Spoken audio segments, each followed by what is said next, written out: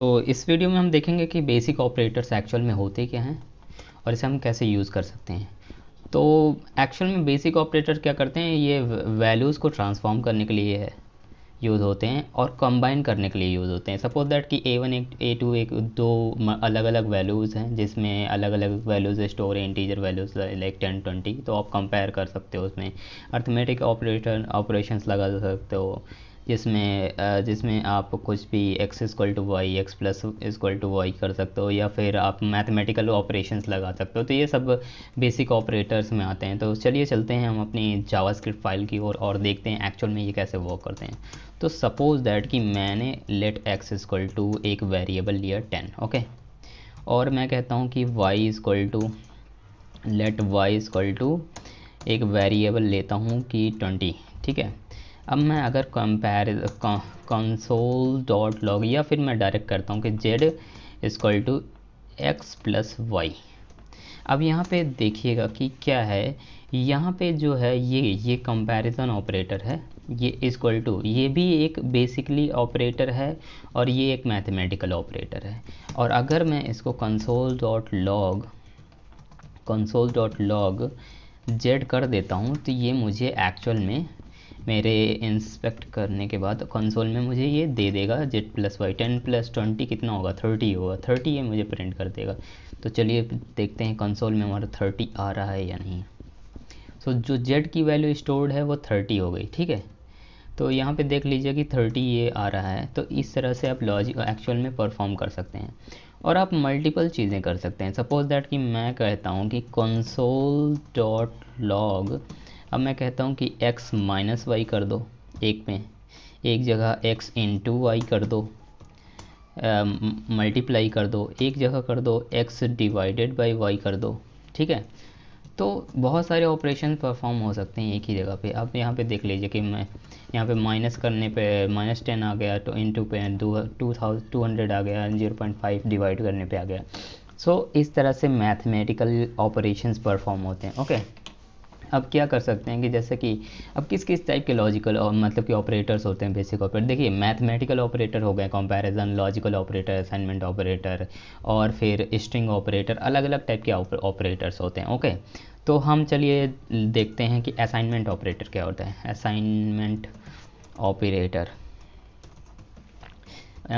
Operators क्या होते हैं एक्चुअल में, तो मैं इसको सिंगल लाइन कमेंट कर देता हूँ। अब मैं मान लीजिए कि यहाँ पे कहता हूँ कि यहाँ पे x प्लस वाई ये है, ठीक है। अगर मैं यहाँ पे आता हूँ और कहता हूँ कि x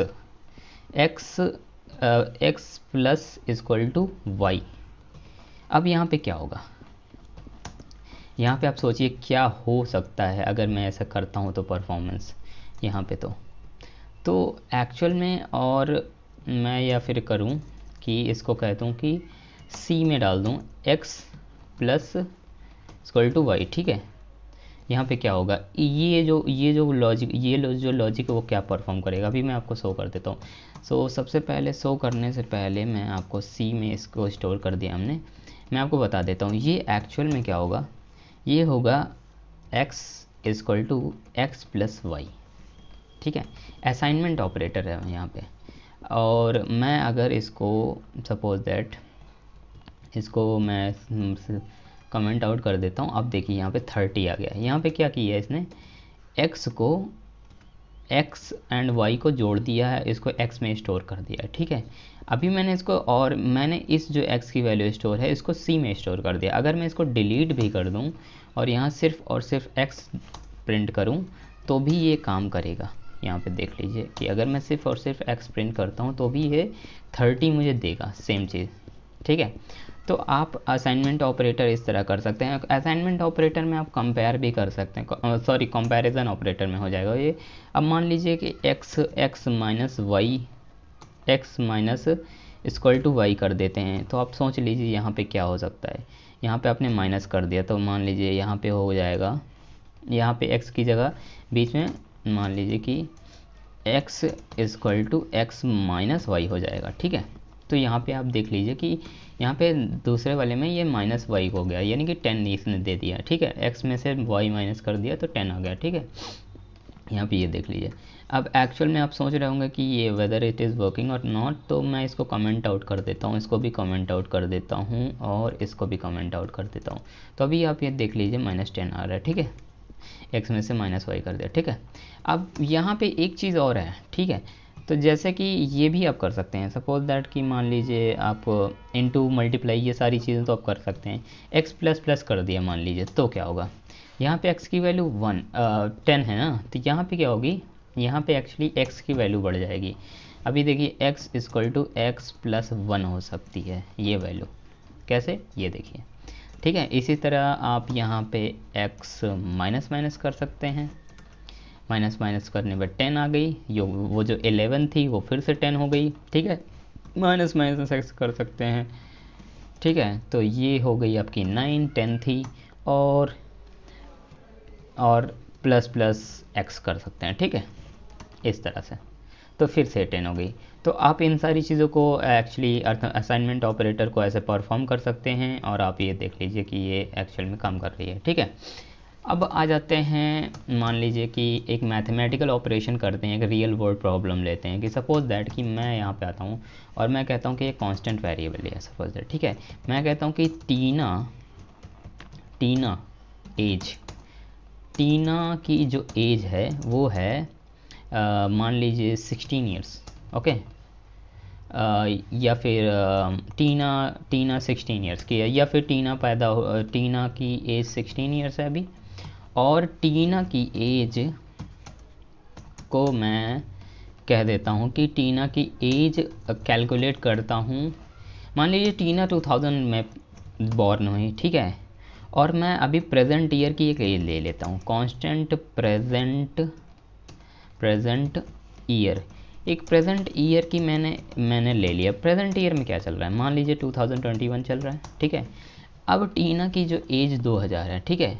अब मैं यहाँ पे क्या करूँगा, मैं मान लो अगर करता हूँ कि मैं कहता हूँ कि constant age of Tina, actually मैं यहाँ पे ये डायरेक्ट ऑपरेशन यहाँ पे भी कर सकता था, मैं यहाँ पे कर रहा हूँ, ठीक है, आप वहाँ पे भी कर लीजिएगा जैसे मैं यहाँ पे कर रहा हूँ। तो मान लीजिए कि प्रेजेंट ईयर जो है, अब प्रेजेंट ईयर जो है उसको माइनस कर देते हैं टीना की एज से, ठीक है। और अगर मैं कहता हूँ कि console.log एज ऑफ टीना कितना होगा, एज ऑफ टीना जो होगी एक्चुअल में 21 साल हो जाएगी, यानी कि 2000 से 2021 तक आ गया, ठीक है। अगर मैं इसको चेंज भी कर देता हूँ, तो मान लीजिए टीना की एज चेंज करना है हमें, तो मान लीजिए अगर टीना पैदा हुई है 2005 में, ठीक है, 2005 में पैदा हुई है, 205 में नहीं, 2005 में, तो ये हो जाएगा 16 साल, टीना अभी 16 साल की है, ठीक है। तो इस तरह से टीना की एज आप कैलकुलेट करें, ये रियल वर्ल्ड प्रॉब्लम, आपने यहाँ पे मैथमेटिकल ऑपरेशन परफॉर्म कर दिया और देखिए आपकी एज कैलकुलेट हो गई। तो इस तरह से आप एज वगैरह कैलकुलेट कर सकते हैं बेसिक ऑपरेटर परफॉर्म करके, ठीक है। अब आ जाते हैं कंपैरिजन ऑपरेटर में। कंपैरिजन का मतलब क्या है, कंपैरिजन ऑपरेटर क्या हो सकता है, कंपैरिजन मतलब खुद ही सोच लीजिए कि कंपेयर करने वाली बात है, ठीक है।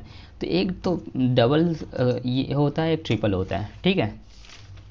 अब ये क्या करेगा, ये पहला वाला क्या करेगा, रिटर्न, ये क्या करेगा, रिटर्न ट्रू, ये ट्रू रिटर्न करेगा अगर if the operands are equal, ठीक है।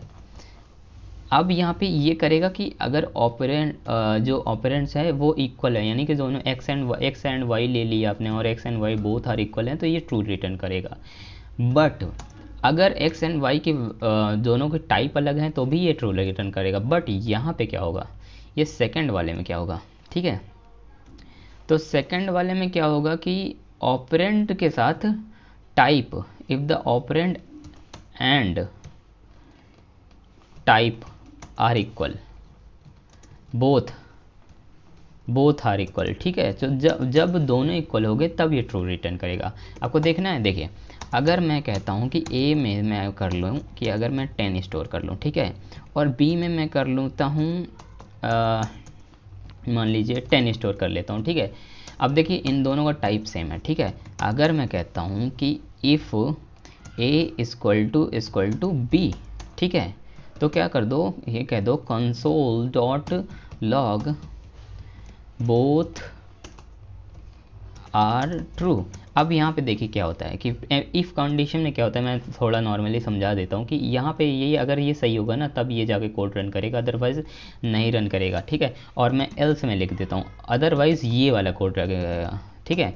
Both log both are not true, both are not true. अब देखिए यहाँ पे क्या होगा कि पहला ये तो कंसोल डॉट लॉग ये वाला ट्रू, अगर ये दोनों ट्रू होंगे तो ठीक है। अब मैंने यहाँ पे बता क्या रखा है कि मैंने कहा कि इफ़ ऑपरेंड्स आर इक्वल, ठीक है। अब ये दोनों अगर इक्वल हैं तब ये जाके ये एग्जीक्यूट होगा, बोथ आर ट्रू। तो यहाँ पे बोथ आर ट्रू आना चाहिए, ठीक है।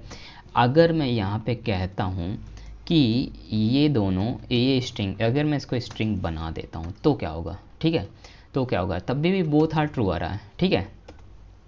अब यहाँ पे क्या है कि मान लीजिए कि यहाँ पे ये एक्चुअल में अगर आप देखेंगे तो जो इसका टाइप होगा ना कंसोल डॉट लॉग, ये टाइप ऑफ अगर करेंगे 10 का बी का, तो ये क्या देगा, ये दे रहा है स्ट्रिंग, ठीक है। टाइप ऑफ स्ट्रिंग दे रहा है, ठीक है। बट यहाँ पे ए एंड बी को कंपेयर कर रहा है तो ये ट्रू आ रहा है, ठीक है। बट अगर देखिए अभी तो यहाँ पे दोनों ट्रू हैं, ठीक है, यहाँ पे दोनों ट्रू। अगर मैं इसमें 3 ऑपरेटर्स लगा देता हूँ तो ये फॉल्स हो जाएगा। क्यों, क्योंकि ये कह रहा है कि मुझे दोनों यहाँ पे तो दोनों ट्रू हो रहे हैं क्योंकि इनका जो है ये जो है 10-10 आ रहा है, ठीक है। बट यहाँ पे क्या है कि यहाँ पे दोनों अलग अलग टाइप के हैं, ठीक है। टाइप इनका नहीं मैच कर रहा, तो यहाँ पे ये फॉल्स हो जाएगा। यहाँ पे बोथ आर नॉट ट्रू आ जाएगा, ये देखिए यहाँ पे बोथ आर नॉट ट्रू आ रहा है। तो यहाँ पे आप देख सकते हैं कि ये जो ऑपरेटर है ये एक्चुअल में वर्क करेगा जब दोनों सेम होंगे, बट ये तभी वर्क करेगा जब दोनों सेम होंगे और दोनों का टाइप सेम होगा, ठीक है। तो आप देख सकते हैं कि कंपैरिजन ऑपरेटर इस तरह से काम करता है, ठीक है। उसके बाद हम आ जाते हैं कि return true if operands are not equal. देखिए अब यहाँ पे क्या है कि एक ऑपरेटर होता है कि ये क्या करेगा, ये जो नॉट इक्वल टू जो ऑपरेटर है ये क्या करेगा कि ये रिटर्न करेगा return true if operands are not equal. अब देखिए यहाँ पे क्या कह रहा है कि तब रिटर्न ट्रू करोगे जब ये दोनों इक्वल नहीं होंगे। यानी कि अगर मैं कहता हूँ, ठीक है, अगर मैं इसको 30 करता हूँ तो यहाँ पे अगर मैं कहूँ कि यहाँ पे मैं कहूँ does not equal to a, okay, equal to does not equal to b, ठीक है। तो ये क्या है, ये इक्वल नहीं है, ठीक है। Both are not equal. अब यहाँ पे देखिए अब ये क्या कह रहा है, मैं ले लेता हूँ, ठीक है, डज नॉट इक्वल टू ए, ठीक है। अब ये क्या है कि ये ए के इक्वल नहीं है तो ये यहाँ पे बोथ आर ट्रू प्रिंट हो जाएगा क्योंकि अब यहाँ कह रखा है कि a is not equal to 10, ठीक है। तो ये देखिए बोथ आर नॉट ट्रू, यहाँ पे क्या आ रहा है कि बोथ आर नॉट ट्रू, यानी कि ये एग्जीक्यूट हो गया कि ये क्या, इसका मतलब क्या है कि ऑपरेंड इक्वल ना हो, ठीक है। ये हमने ऑलरेडी बता दिया, अगर ये कंडीशन आएगी ये इक्वल, मैं बता रहा हूँ कि यहाँ पे ये इक्वल नहीं है इसलिए तुम ये प्रिंट कर दो, ठीक है। तो इस तरह से ये आपके नॉट ऑपरेटर काम करते हैं, ठीक है। इसको स्ट्रिक्ट इक्वल कहते हैं, ठीक है, इसको स्ट्रिक्ट इक्वल कहते हैं, इस ऑपरेटर को इक्वल, ठीक है।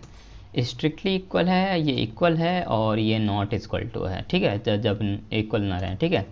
उसके बाद हम आ जाते हैं कि मान लीजिए इफ़, अगर हम एक कंडीशन देते हैं कि मान लीजिए कंपैरिजन ऑपरेटर के बाद हम मान लीजिए कि एक कंपेयर करते हैं, मान लीजिए कि if a is greater than b then, तब इसको रन कर दो, ठीक है।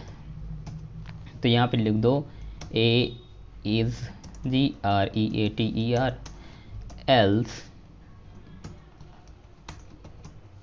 console.log a is less, ठीक है। ए, अब यहाँ पे अगर ए बड़ा होगा तब ये बी से, तब ये जाके ये एग्जीक्यूट होगा, अदरवाइज़ ये एग्जीक्यूट होगा। मैं बार बार सेमीकोलन लगाना भूल जा रहा हूँ, आप मत भूलिएगा, ठीक है। तो यहाँ पे देखिए यहाँ पे कह रहा है ए इज़ लेस, एजलेस, क्योंकि यहाँ पे ए छोटा है ना कि बड़ा। अगर मैं इसको उल्टा कर देता हूँ तो पहला वाला कोड होगा, ए इज़ ग्रेटर रन हो जाएगा, ठीक है। तो यहाँ पे कंपैरिजन यहाँ पे देखिए, यहाँ पे भी कंपैरिजन हम कर रहे हैं, ठीक है। और हम कुछ देख लेते हैं कि लॉजिकल ऑपरेटर्स क्या होते हैं। लॉजिकल ऑपरेटर्स अब लॉजिकल ऑपरेटर्स का क्या है कि देखिए, एक तो होता है एंड, ठीक है, ये होता है लॉजिकल एंड। फिर होता है आपके दो पाइप होते हैं, लॉजिकल और होता है, और उसके बाद लॉजिकल नॉट होता है। अब देखिए, ये जो तीनों ऑपरेटर्स हैं, ठीक है, लॉजिकल एंड और नॉट, ये एक्चुअल में आपको आपके बूलियन वैल्यूज़ को, जैसे कि कोई ट्रू और फॉल्स वैल्यूज़ को डिफाइन करने के लिए ये होते हैं, ठीक है। तो मान लीजिए कि अगर मैं कहता हूँ कि x1, ठीक है, x1 कहता हूँ कि 10 है, ठीक है, और या फिर मैं कह देता हूँ x1 इक्वल टू ट्रू, ठीक है, और यहाँ पे x1 को मैंने कह दिया ये सत्य है, x2 को कह दिया फॉल्स है, ठीक है।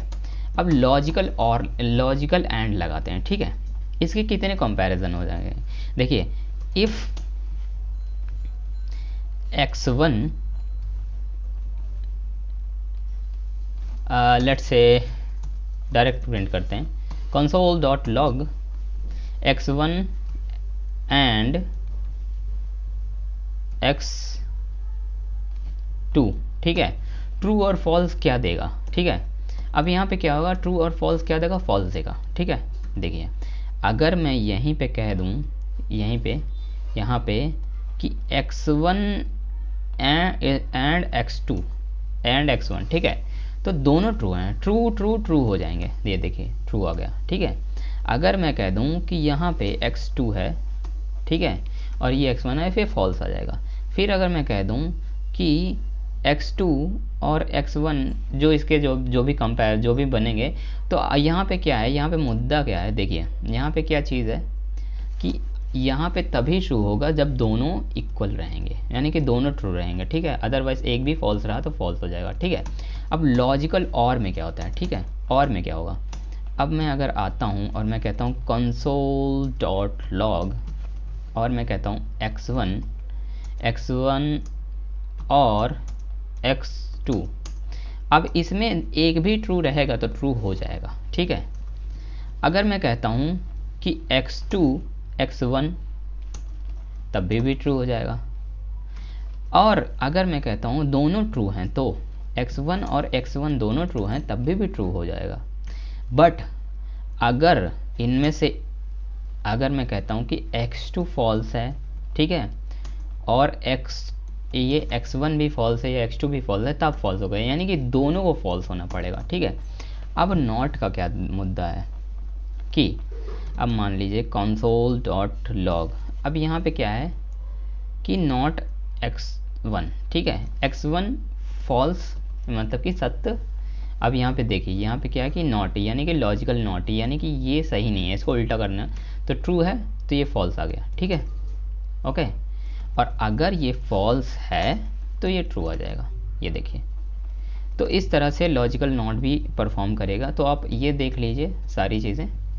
तो यही था, ये एक्चुअल में ऑपरेटर्स क्या होते हैं, बेसिक ऑपरेटर्स आप ऐसे ही परफॉर्म कर सकते हैं। So thanks for watching.